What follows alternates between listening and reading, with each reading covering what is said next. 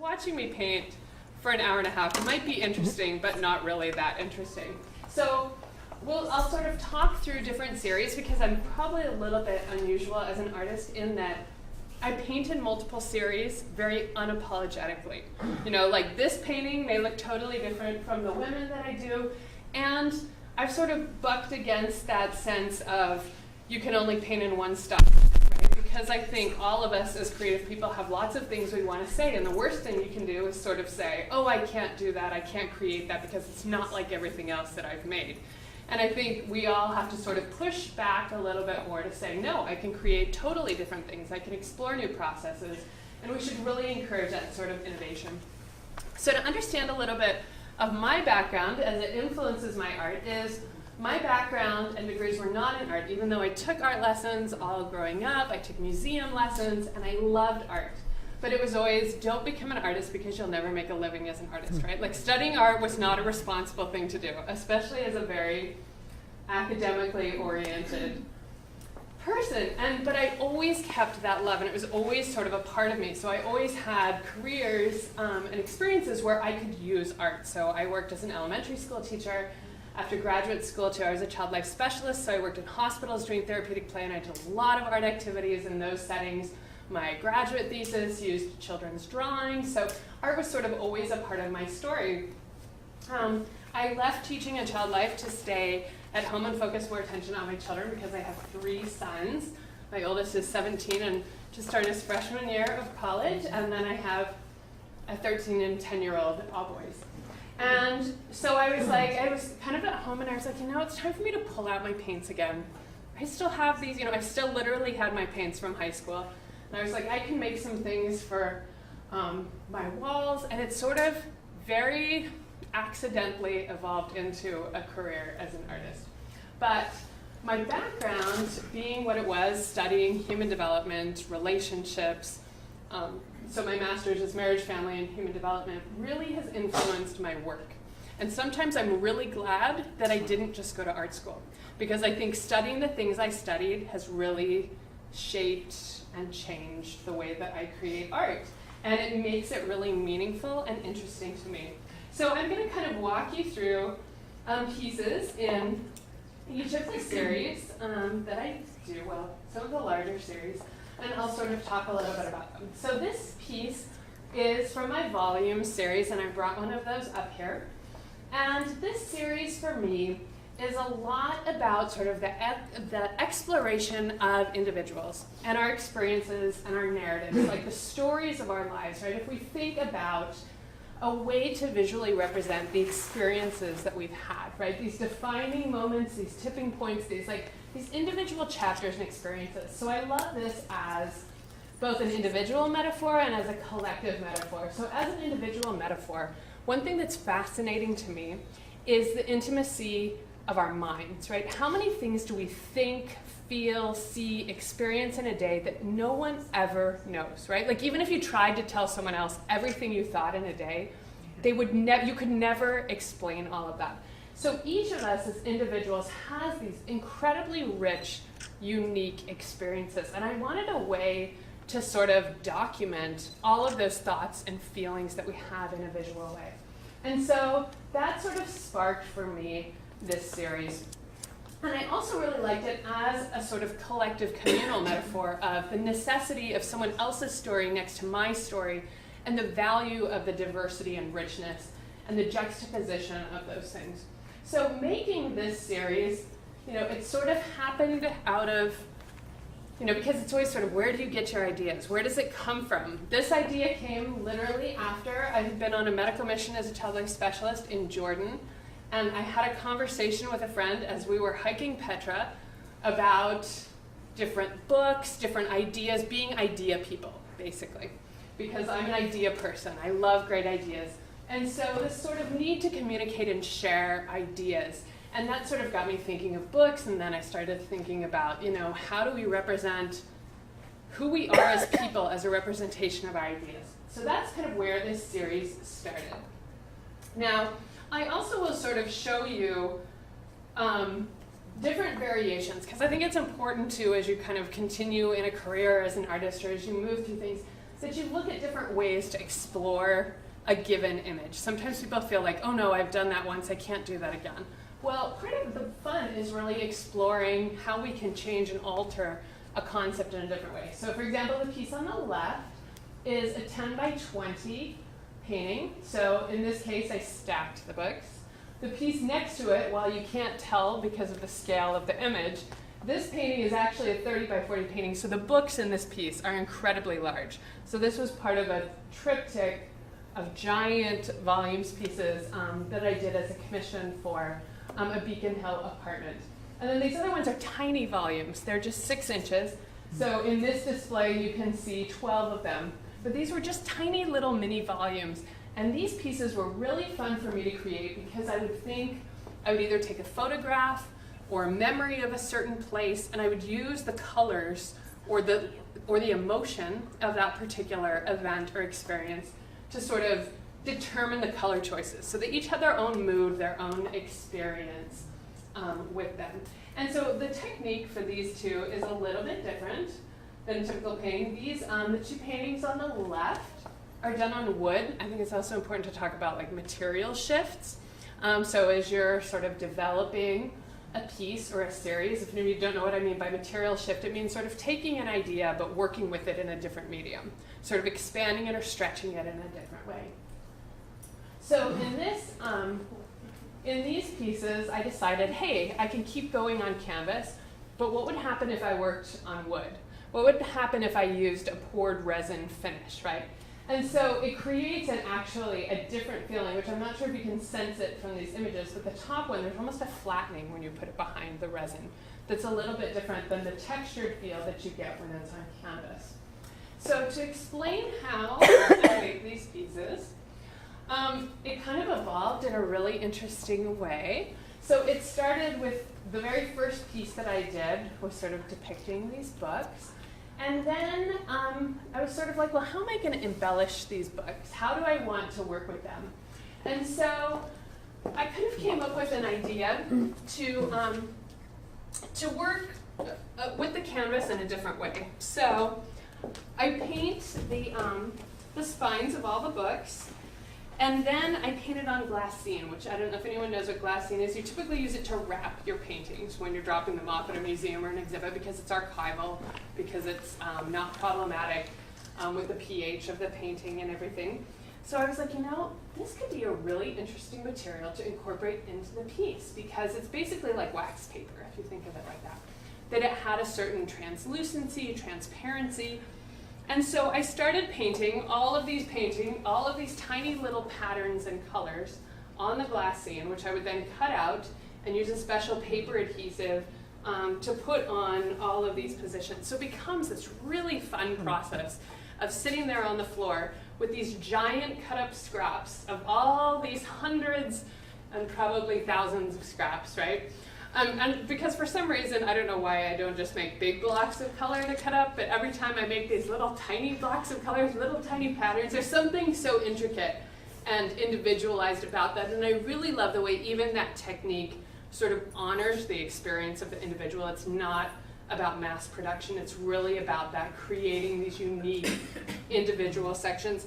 And no one of the pieces in this series is ever the same. Each one is unique. Even if I sit down and think I'm going to make one similar to that, it turns out totally different because just the mood I'm in, the flavor, the balance, whatever it is, shifts according to that time. So it's the most fun project because you get to sit there and sort of play this game where you're constantly laying out all these parts and pieces, and it kind of becomes sort of almost an abstraction, that it just becomes like shapes and lines and patterns and mixing pieces together. And so it's a very, very enjoyable series to work on for me. My husband always thinks it looks very tedious, but I say no, it's fun. And so it's really about just an opportunity to express a lot of things and a lot of individuality through those pieces. So here's an example of my sketchbook. Now this is probably the neatest you'll ever see in a sketchbook for me. I think I used to always not want people to see my sketchbook because I'm not the type of person who ever does this like complete preliminary drawing, like whatever, like you think you're supposed to do in a sketchbook or anything like that. But there really isn't a right or wrong to how you use your sketchbook. And in fact, if you see my sketchbook, you'll see sketchbook pages throughout this. You'll see that I use words, I have sizes, I have notes, I have all these things. There's often as many words as there are images in my sketchbooks, because that's how I tend to think. For me, there's an idea, there's a concept, I need to communicate it, but I need the words there because that's part of how I'm explaining or talking through to myself what I'm going to do in the piece. So here you can just see, this is where I'm exploring. What if I make them big? What if I arrange the shelves like this? What if I make them cubes? What if I do it in stacks? You know, what if I put them on an angle? What if I do 2 stacks? What if I jumble the books all together? So it's sort of that place where you get to brainstorm through a lot of ideas, a lot of compositions, and you can see, okay, sitting down for a few minutes and playing with these ideas has now generated, you know, weeks and months worth of potential paintings I could do. And I think sometimes this is a step that when people kind of come to painting or come to creating art, they sort of skip over, or they don't know how to start this, or they hear about sketchbooks, but they go, I don't really know how that fits for me. But what your sketchbook, or what the way that a sketchbook works for me, is really a place to just come up with ideas, a place to sort of roughly get a sense of something before I make it into something. So this is when I was brainstorming for a show I was doing. There was an all volumes show, so again, how much variation can I get, because I have to keep people engaged in this exhibit that's all pictures of books, right? So it was like series of 4 that were going like this on white. I had 3 that were this size that were different. I had little tiny ones, I had resin ones, I had ones that were arranged in different ways, because I really wanted to keep that interest and have it be visually interesting despite there not being a lot of diversity in the subject matter. So that gives it, but as you can see, this, as I said, this is probably one of the neatest pages you'll ever find in my sketchbook. It was probably because I was trapped on a plane while I was doing it, so I was probably giving it more attention than I normally do. You'll see messier ones as they come forward. So the domestic series is the next one that I put up here, which is probably what I'm most known for. So I had a solo exhibit at the Danforth Museum with these a few years ago, and they were in the Fitchburg Museum earlier last year. And then the Newport Art Museum had them in a big show this past year. So this series is a really interesting series.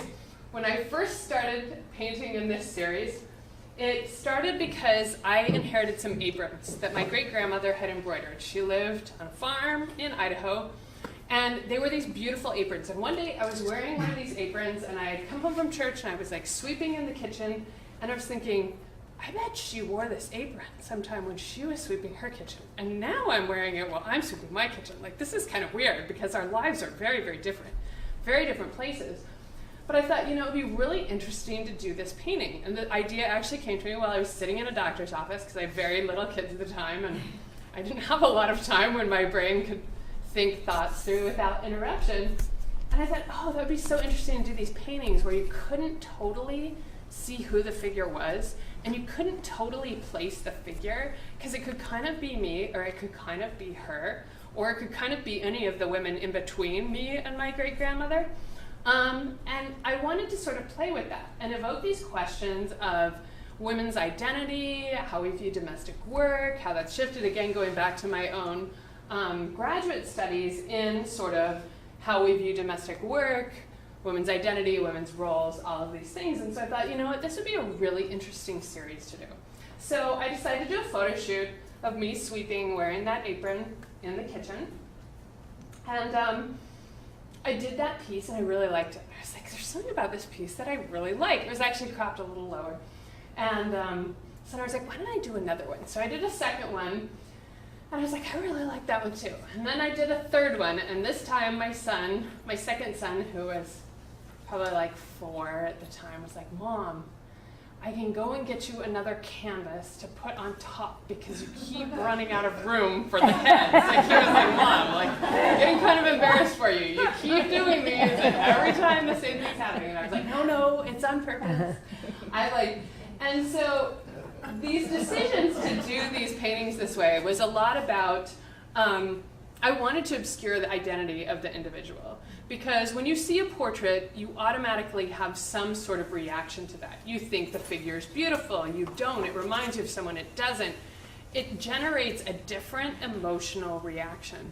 And what I wanted was this to not be about an individual, but to be a larger discussion about women's experiences. How does the meaning of it change if you think of it in a context 50 years ago? How does it change if you think of it in a context 30 years ago? How does it change if we look at it now? And I've had women say, this reminds me of my grandmother, or this reminds me of my mother, or this reminds me of myself now because I come home from work and I'm doing all these tasks and yet I'm still dressed from work. And so to me it was really interesting to see how in many ways some of these domestic tasks remain very constant even though our lives and other things have changed. And how did we find this space?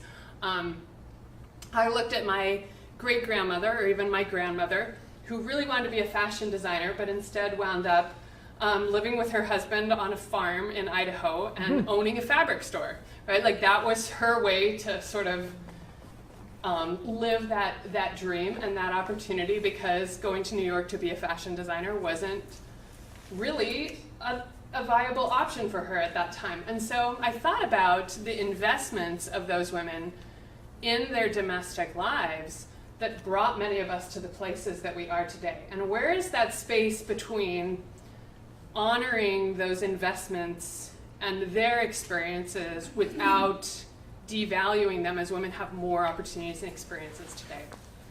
And so to me there's a lot of sort of shifts in what does it mean when we outsource domestic work? How does that impact our sense of identity? How does that impact how we view family life? Again, going back to my graduate studies.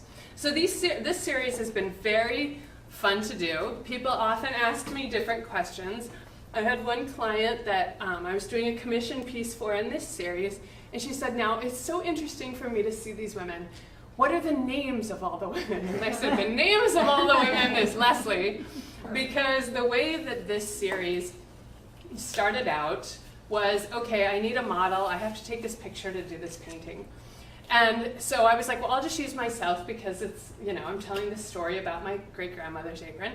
And then I did the second piece and the third piece, and I got to this point of like, okay, well, I guess I can recruit all of my friends, and bring them over to my house and make them be in these photo shoots for me, or I can hire models.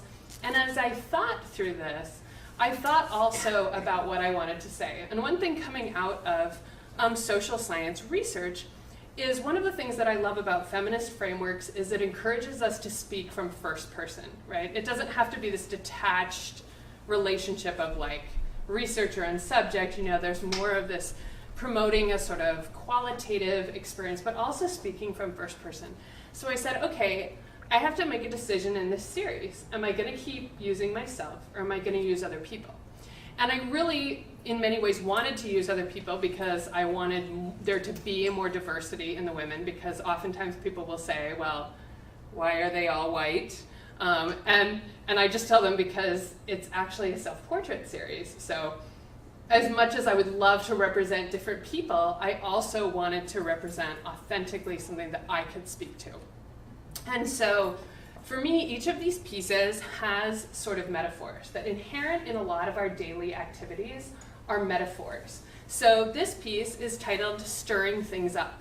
So it's literally a woman stirring things up, but it's also about voice. It's about our opportunity to create change, our opportunity to speak to things that are important, our ability to agitate or to sort of disrupt the status quo, right? To stir things up in not necessarily negative ways, but to use personal power in positive ways. So for me, this is one of my favorite pieces in the series that I've never sold because it was really important to me. I found it's like if you were to ask me which piece is probably a self-portrait of me, I would say this piece because I think it really captures a lot of who I am as a person.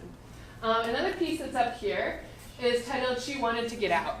And this one is, of course, kind of interesting because the banister railings sort of act like bars and sort of a cage. And so a lot of people are like, whoa, she's making these crazy statements about women being trapped in domesticity, and which is true. I love for my pieces to have multiple levels of meaning. Like, none of them are wrong. I intentionally create work that is open-ended because I want other people to find their meaning and their experiences in the work. So for me, this piece was also about, at the time I had a woman who was a friend of mine, and I was so frustrated because I watched her be trapped by her own self-defeating behaviors. And I thought, how many times do we as individuals want to get out, but really we're the ones that are putting up these barriers? We're seeing ourselves with these limitations. We're saying, well, I can't do that because of this. And so this piece was not only a sort of a cultural, social exploration, but an individual exploration to times in people's lives where they want to get out, but what's really holding them back. So this was a fun piece, and as I said, these explore sort of a lot of different things. Now, to know another thing about these pieces is these are set up in my house. All of them have either been, the scenes have been in my house, my parents' house, or my best friend's house. So here's some other examples from the series. I occasionally throw in a few men. My husband gets to be the model and sit on our couch and ask me when I'm done taking pictures and tell him to move his hand or whatever. Although people always say, the men are always just sitting there doing nothing and the women are working. And it's like, I make better food. So here are two examples of material shifts in this series. So the first one is actually on wood with resin. So this is a smaller piece. I did a series of these. So you can see anywhere where there's skin, it's not painted. It's actually the wood that's showing through for the figure, and they're outlined. And the bottom ones are sewn. So what I did was I drew the image on flat canvas, and then I went through with a sewing machine, and I sewed all of the outlines, and you'll see the threads coming off because I left all the threads.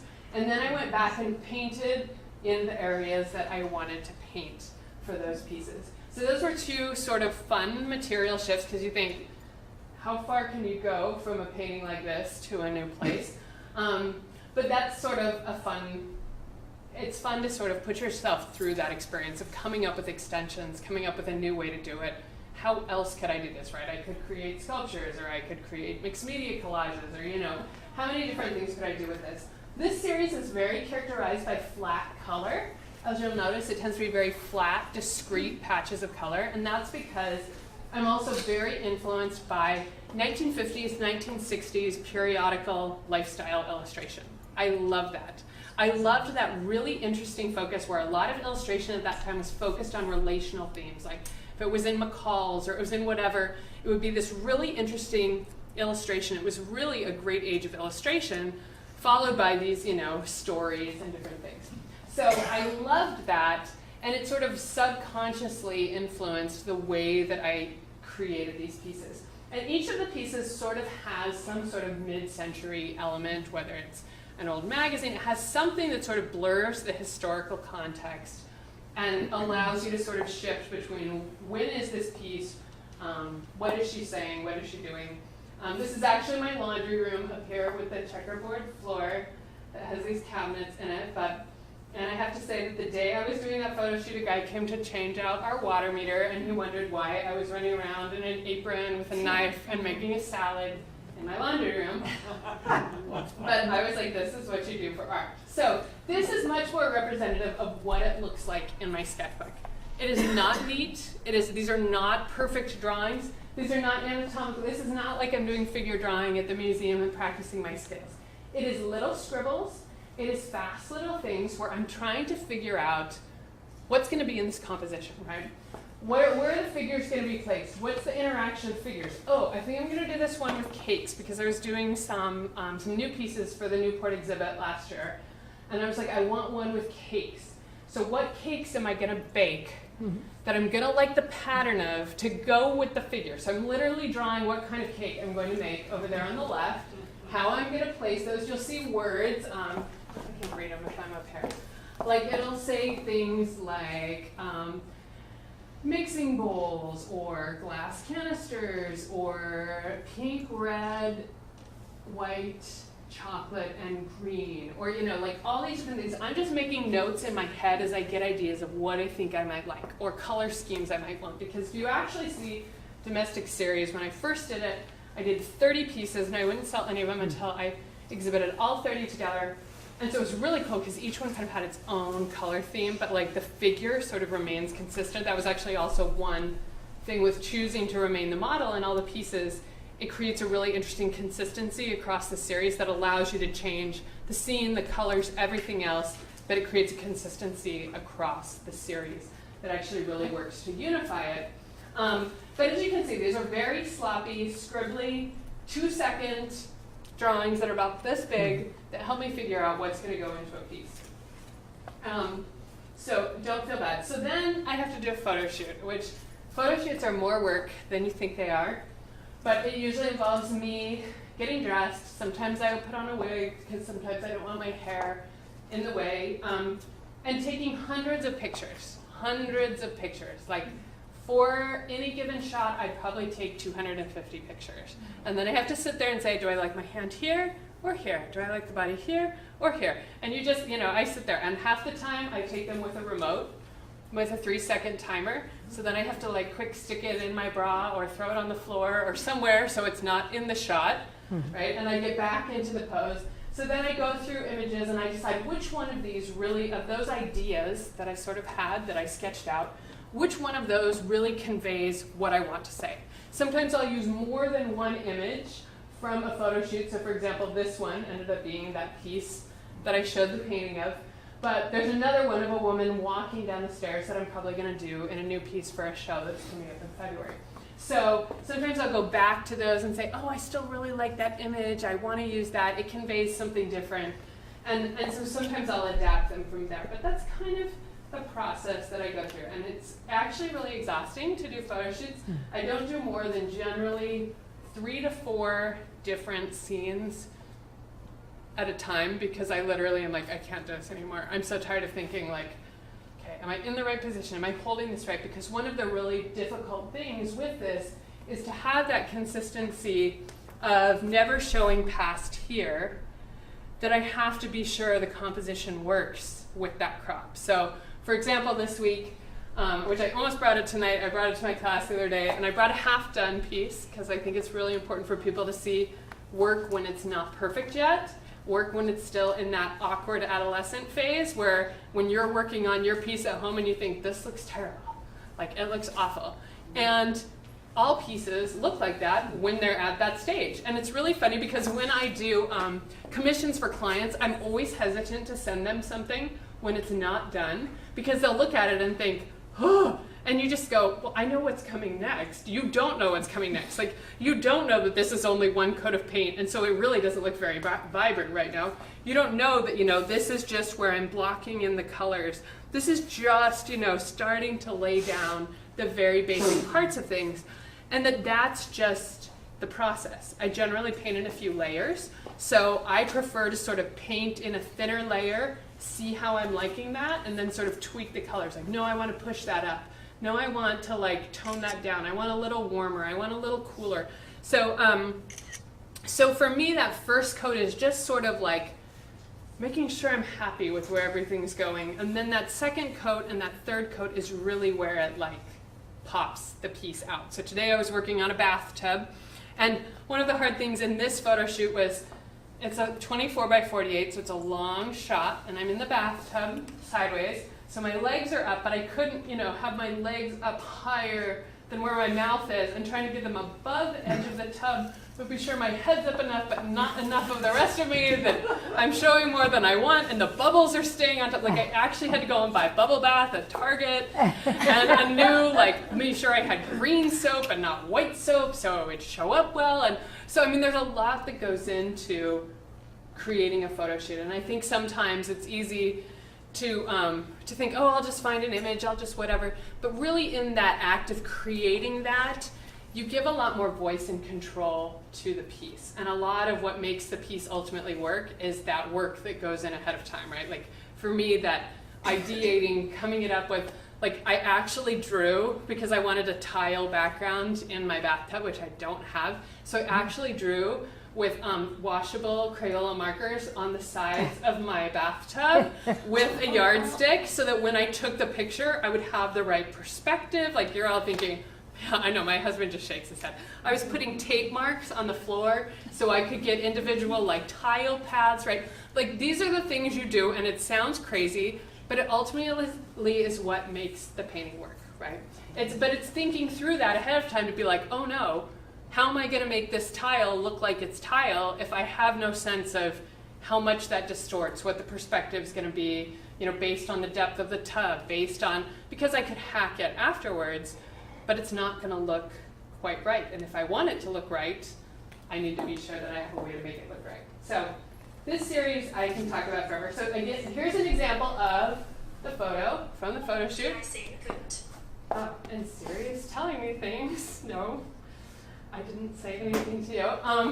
And this is an example of the finished piece. So you can see that it's pretty close. Like, I eliminated the mirror that was above my head. But other than that, it's pretty representative of what was in the piece. So for me, I would rather get the photo shoot right than be changing a lot of things from there. Sure, it's a reference image, but again, the more you make that correct from what you want to work on, the less you get into the piece and are trying to fake something that's not really there, and then it looks like it's off because you weren't really paying attention to the lighting on that pillow or the glare on that and where your light source was coming from and all of that. So for me, but the really cool thing was I didn't know this when I painted this series. In fact, I didn't discover a whole wealth of information on lifestyle illustrators of the 1950s and 60s, so I decided were my tribe and my people, even though I was born much too late for that.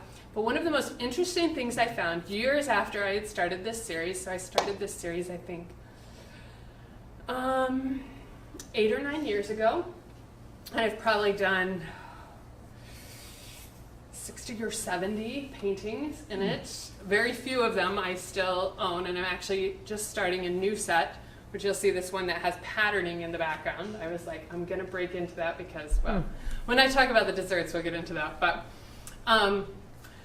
But this series just has really evolved in a lot of respects. But as I studied these mid-century illustrators, I read something that talked about their process, and he was like, this is how they would do it. They would find a space, rent furniture, hire the models, get the fashion designers. They would have the people all set up. They would take pictures. They would go develop the film. They would push one to a super high contrast so that they could, you know, when you're doing illustration, you just say, what are my darkest darks? What are my lightest lights? Then they would create and they would paint in acrylic because they had to finish the painting so that they could be ready for the magazines. If they painted in oils, they didn't have that much time. And that was how they did their work. And I was like, you know what? This is really similar to the process that I've evolved. It's no wonder that our paintings look kind of similar, even though it wasn't something I had intentionally tried to pattern going into it. It was just naturally where I gravitated to.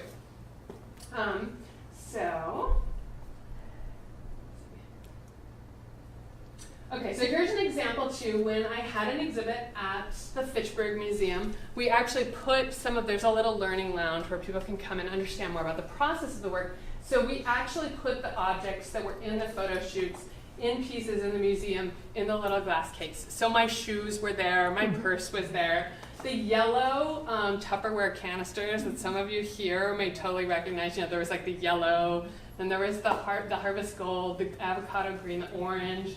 Right? I have an orange set and a yellow set, and I really love them. The apron, like all of these things so that people could see really what goes into the process of this that helps the paintings to be successful. Because I think way too many times people think, like as an artist, you just sit down at the canvas and these visions come to you and you just put your brush to the canvas and it magically appears, right? Without thought, without planning, without references, without any of these things, which totally isn't true.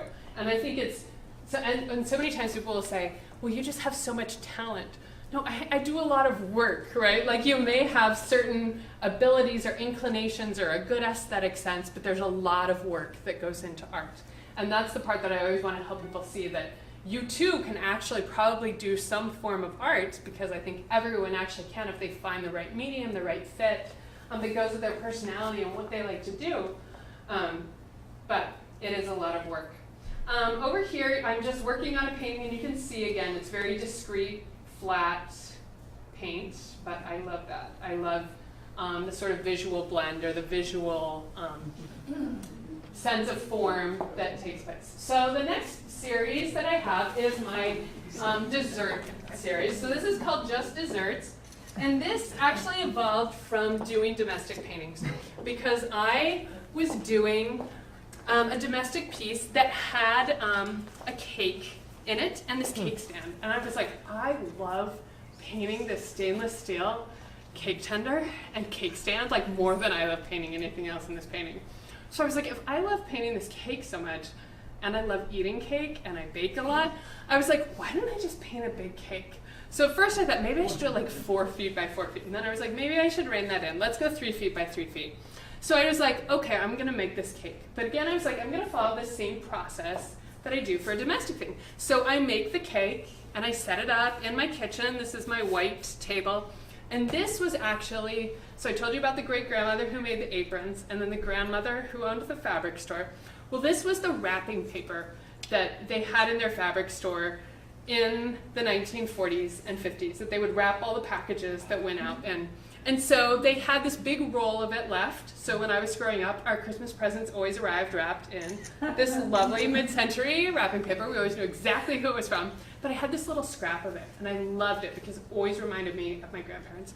So I was like, why don't I put this behind the cake, like wallpaper? Well, then at first I thought maybe I'm crazy because this is going to be so tedious painting this pattern.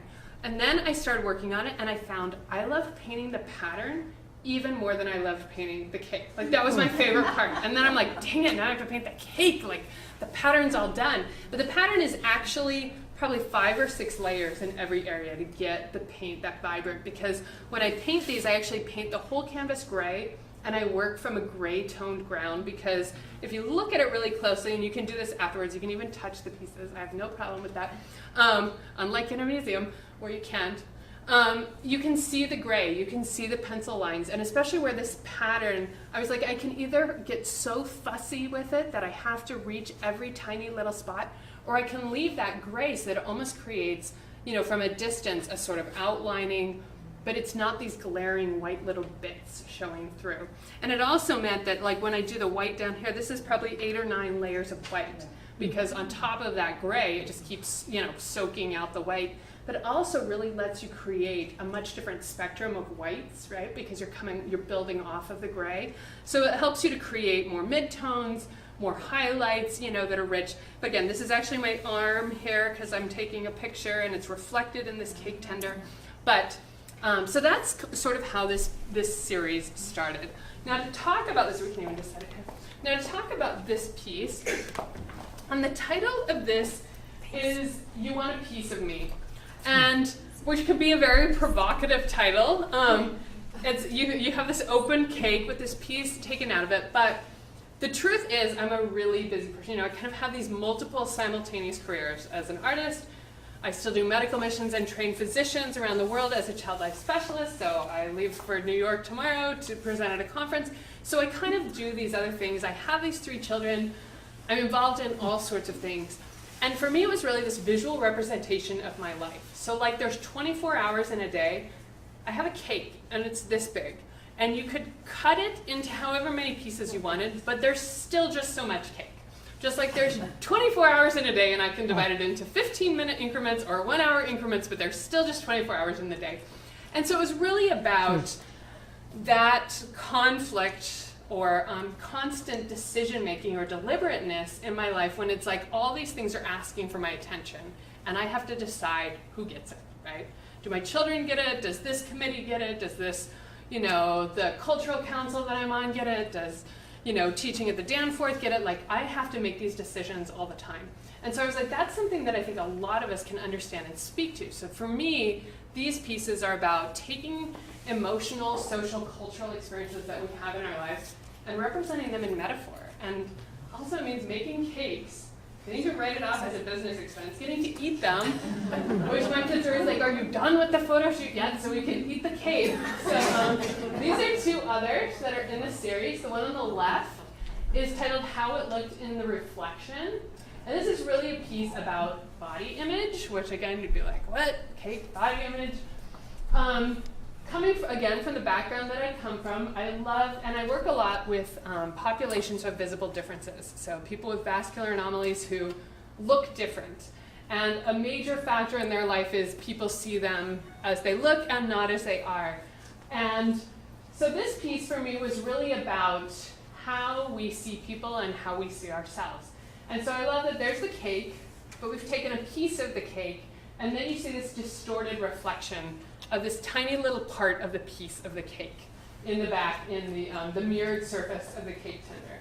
And the way that we often see ourselves is like that little distorted part of the piece that's in the cake tender, when really we're the thing that you can't even see, that's this whole present, bigger thing than that. So that's that piece. Then the other piece that I brought over here is titled Glass Ceiling.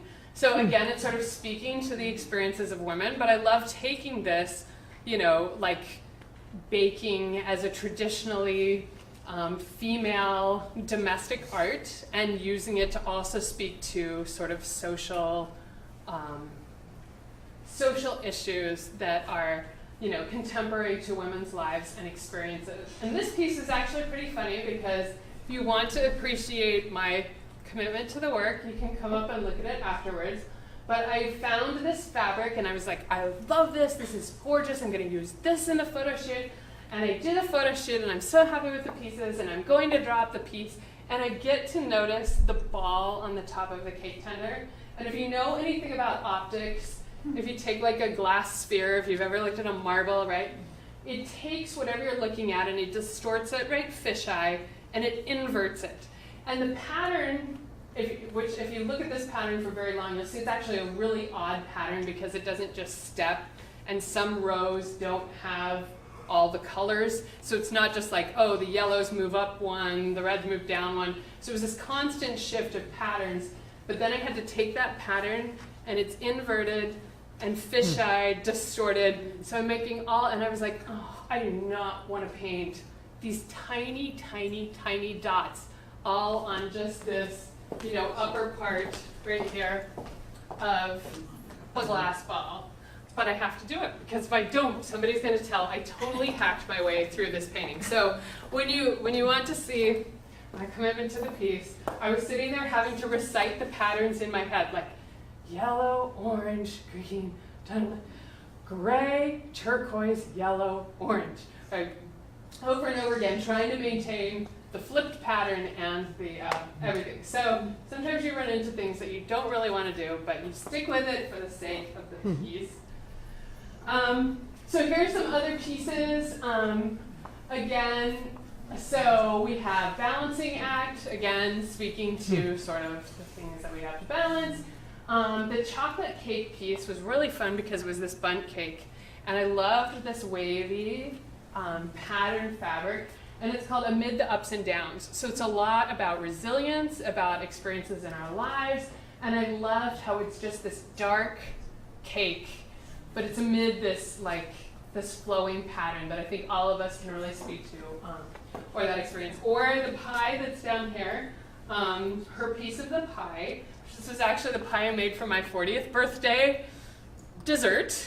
The really funny part was I made this pie, I ate the pie, I was working on the painting, and I was so hungry for pie that I couldn't finish the painting until I made another pie to eat, because I just kept wanting to eat strawberry pie.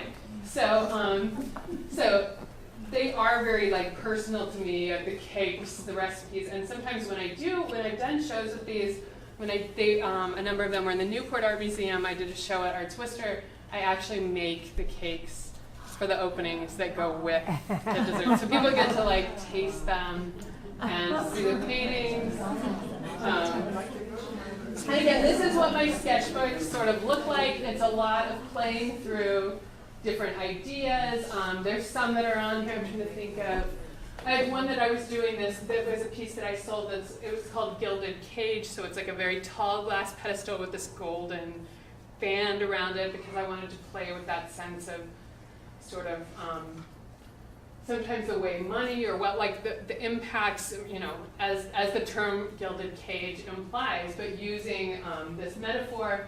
I have another one you'll see up at the top with these two pieces that's sort of about comparison, competition and comparison in our culture and in society, because I'm a very cooperative and not competitive person, and I really wish that people could see that there's really no difference between themselves. Everyone just has different strengths and abilities. So I love using these foods to tell stories, to talk about experiences that we all have, and I think that brings a different richness to the work. So I'm always on the lookout for patterns, how I want the patterns to integrate with the pieces. Again, like this one, you have the ball, so it goes really well with those, with the polka dot background, other ones, and they just each have their own flavor and identity. So it does mean making the cakes. This was one day when I was like, I'm going to make a bunch of mini desserts. I then sent them all with my son to take to school. I had his friends were like sending little Snapchats like, I want the pink one. I want the like. So I tried to create as many different looking mini cakes as I possibly could in one day with various sprinkles and frosting colors and berries and things that I could, concoct. So then again, this is just setting them up, creating an arrangement, taking the picture, working off of that to create the painting. So again, here's like examples of fabric patterns, wrapping papers, things like that I may use as an inspiration for the patterns behind it. And really, painting the patterns is the most fun part. And if you come to my studio and you see me paint, I do not sit at an easel in this I sit on the floor, which is very strange because I prefer to paint flat. Sometimes I sit at a desk because I'm trying to rehabilitate myself, but I mostly sit on the floor because I tend to paint pretty big and it's hard to paint flat, and I'm constantly moving and shifting and turning the canvases around. So it looks like this. There's generally just my carpet. I think I had that down because I was varnishing another painting. But it's just, I sit on the carpet, like white carpet, and I paint, and there's brushes everywhere and paints. And the problem is if I get really into a painting, I have a big studio in my house, and the painting will literally migrate across the floor because I keep moving to fresher and cleaner space, leaving a trail of paints all behind me until I'm reaching 4 feet over to put my brush in the water. And so I don't, when I get into a piece, I don't even pay attention to all of those things. I just work on it. But here you can see the gray underneath the cake, where I'm still working on that. And this painting was actually funny because the background was actually a lot of bright colors. And I started on it, and I hated it. And it sat in my studio in the corner. When I don't like a piece, I just put it in the corner until it's ready to behave. And it was not, and it had oranges, and it was not working. And one day I was like, it was late at night, I was finishing another piece, and I was like, what if I just made everything in these blues, greens, and purples? And so I brought it over, and I just started taking out all the oranges and all the reds, and suddenly the piece just worked, right? So sometimes I just have to sit, and then it sort of evolves. And sometimes, this was one I was super excited to do, and I was like, it's going to look great. And then I just got into it, and it was not working. So sometimes it just takes time for pieces to evolve to what they're going to be. So here's an example of one of the cakes before we start cutting it from one of the shows that it was in. So sorry, they should have put in a request that I would bring you a cake to go with them. Okay, so the next series I'm going to talk about is my Rewind series. And this has been a new series that I worked on last year. One of the pieces, it's similar to the mixtapes that are over here. Or you can snack in front of this. So again, this was interesting to me. This piece up here, not the glasses are an old thing, although fewer people wear glasses now than ever used to. And this piece was really personal to me, and things that were going on in my life at the time. And I really like this piece because it's a piece that's a lot about individuals and compassion and how we judge them. And so it's titled All the Things We Cannot See. How each of us sort of has, because of our own experience, things that we're blind to, things that we're not aware of, things that we don't understand in other people. But one of the greatest commonalities that we share is that we're all blind in different things, right? Or just like in our lives, sometimes we make stupid choices, but it's because something else is right in front of us and we kind of can't see past it. And so I really wanted a way to explain to my children, especially, how to be more gentle with other people, how to think about other people in ways that are more compassionate, in ways that you can see we're all flawed, just in different ways. And we all have to give each other a break, and we all have to realize everyone's trying. And when other people do things to you too that may hurt your feelings or not seem right, it's because there's things they can't see. And so it was really, I loved sort of using this sense of a typology, repeating an object, but in lots of different variations of that, to sort of represent individual identity. And so these pieces are different because a lot of the work in this series is done on wood with resin. So I actually paint, I draw, well, first I actually coat the wood in a satin varnish, because if not, and I get any paint in a place I don't want it, I either have to sand it off or it's really hard to get off. And sometimes I'm not that precise. So I put a satin varnish on so that if I get a little bit somewhere, I can just take nail polish remover and get that little spot off that I didn't want there. And then I draw and paint, and then I put an epoxy resin on the top. And I really like the look and the aesthetic that I get in those pieces. So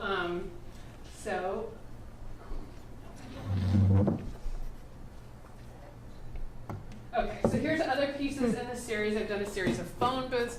I love telephones because I think they speak to some other really important emotional things, like the sense of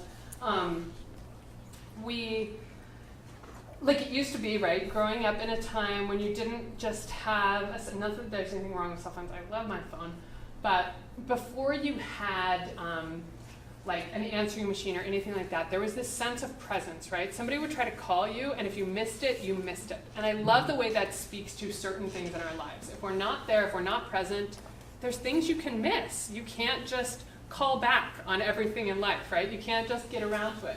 So for me, they really evoke a sense of presence and a sense of connection, a sense of communication and human relationships. It's really fundamental to me.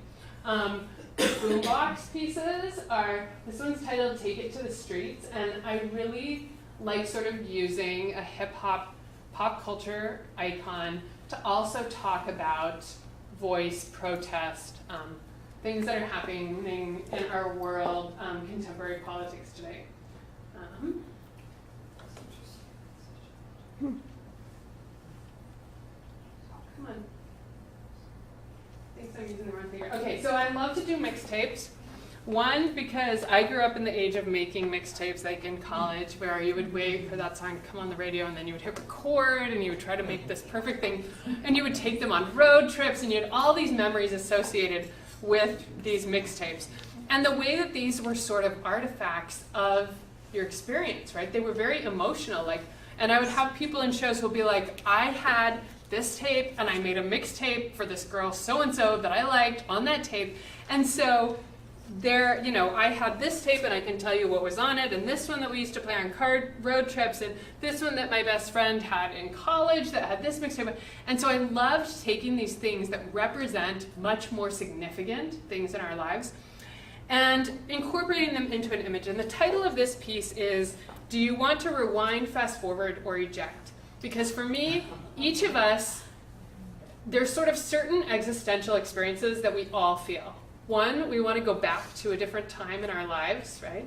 Or sometimes we want to hurry up and get to a different point in the future in our lives. Or sometimes we just want out of our experience, or we want out of some element of our life. And I'm like, that's something that every single person can relate to. And that's something that these objects perfectly capture, right? They're this perfect metaphor for that. And also, as a woman, I was talking about this series with some friends, and I said, for me too, this series, because there's always multiple levels. Some of them I share publicly. Sometimes there's things I keep to myself, like little things that I know is why I painted a painting, but no one else knows. But one of the things that I loved about this piece was we were talking about women and women's experiences and different things, and I said, sometimes we're like the mixtape, right? Like, we don't get to be the MP3 today that has this same functionality, but you would never have gotten there without us. But part of our experiences were still limited by certain things. And so, like, embracing that role for what we are and those cool things that were unique about what it was to be a woman growing up in the age that I grew up in. But then as I sometimes look at other experiences from other people, I say, oh, but look at how much farther we've come. Look at how much better we've made that. But accepting sort of sometimes our place in evolution, our place in social cultural evolution, that is sometimes an interesting and difficult place to navigate. So I also like to do calculators, and I love them because we always think of numbers as being so infallible, right?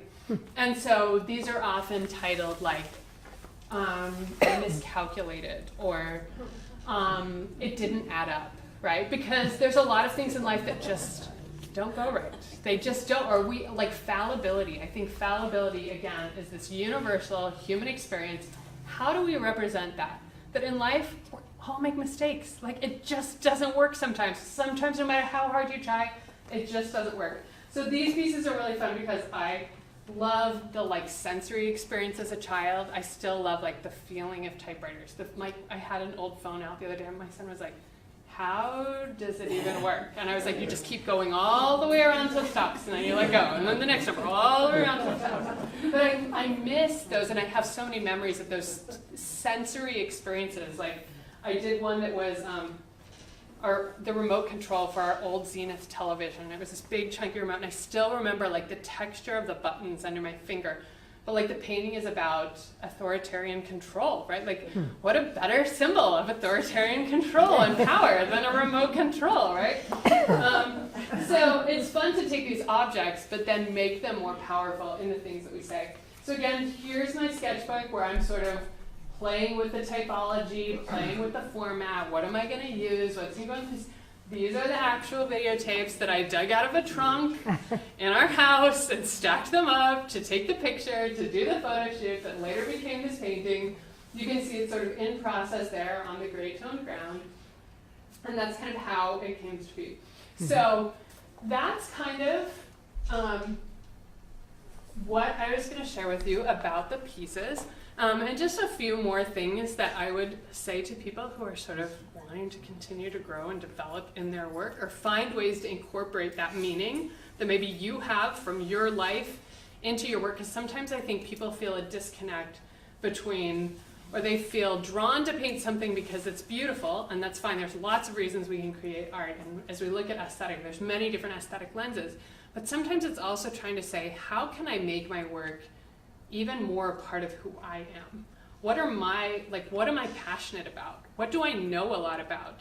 And how do I integrate that in even more powerful ways into my work to make it more meaningful to me and even to other people? Like, I often say that too many times, especially student artists, it's always funny because when I do work with different art schools, and a lot of students are still in this stage where they just think, I'm creating art and I'm using my voice, and then there's also the part that's they think, so people should love it because it's authentic and it's real. And then you also have to tell them, but you know, what makes art powerful is when someone else can connect with what you're saying, right? When someone else can say, I know how you feel, right? When I say, this is what this piece is about, and you go, I felt that, right?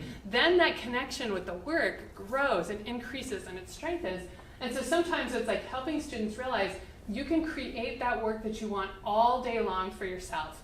But if you want to create art that's powerful, art that's moving, it's often beyond just an aesthetic thing or the authenticity of your voice. But the greatest thing is when you can maintain that authenticity of voice, but you can have a way that it connects it to other people.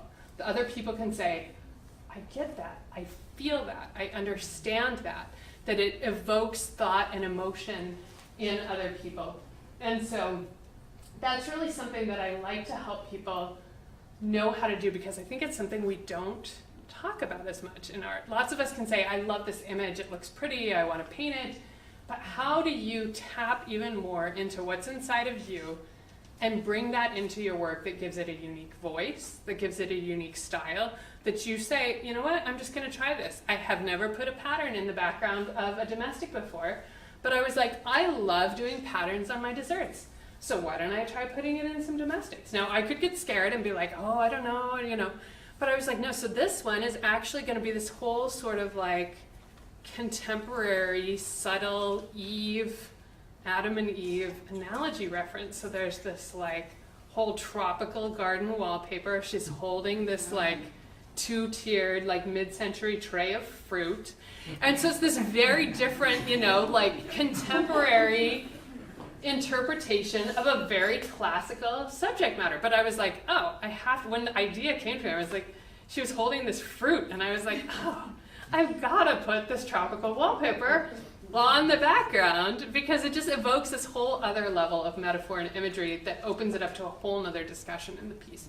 So I think those are the things that, as I work with students, as I teach, I really encourage people to do, because I know I've found that when a curator comes to my house, when they talk to me about a show, those are the pieces where they just go, I can't wait to show this work. I can't wait to talk about this work. I can't wait to write about this work, because there's ways for people to connect with it in different ways. And I think that that's one thing that we can do as artists that help to change people's experiences. And I think sometimes we think changing the world is in big things, and I think life is a lot about little things. It's about those little things that we do each day that ultimately accumulate to make our lives what they are. And so in just these very small and simple ways, we can talk about things that matter to us. We can make people feel more connected. We can make people feel more valued. We can see our lives as interesting and beautiful. And sometimes, you know, as I paint domestic paintings, it's often work that's never seen as glamorous, but things that have been done for millennia and generations, and often goes unnoticed, but is often some of the most meaningful or connecting pieces of our lives, as it's in relational context or in caregiving or doing things for other people. And so I love to speak to those. And as I said in the beginning, I think if I hadn't studied the things I had studied, I wouldn't have the framework or the mindset that I have. So I think it's really about looking at the things you're passionate about. What are you drawn to? What do you love? What experiences are the most meaningful to you in your life? And emotionally, where are you in your life? How can you speak to that? How can you honor the experiences that you live through in ways that sort of immortalizes them and makes sense of them? I think, too, coming from a therapeutic background as a child life specialist, one of the big things we do is coping. How do you get through, you know, you help children in hospitals with grief, trauma, loss, medical conditions. How do you make things easier? And for me, one of the experiences that kind of got me back into painting was I had my first son, and then I had 7 miscarriages over the course of 3 years. So I would get about 10 weeks into the pregnancy, and then I would lose the pregnancy, and I'd start all over and be sick and throwing up every day, and 10 weeks in and I would lose, and it was a really difficult thing for me to get through.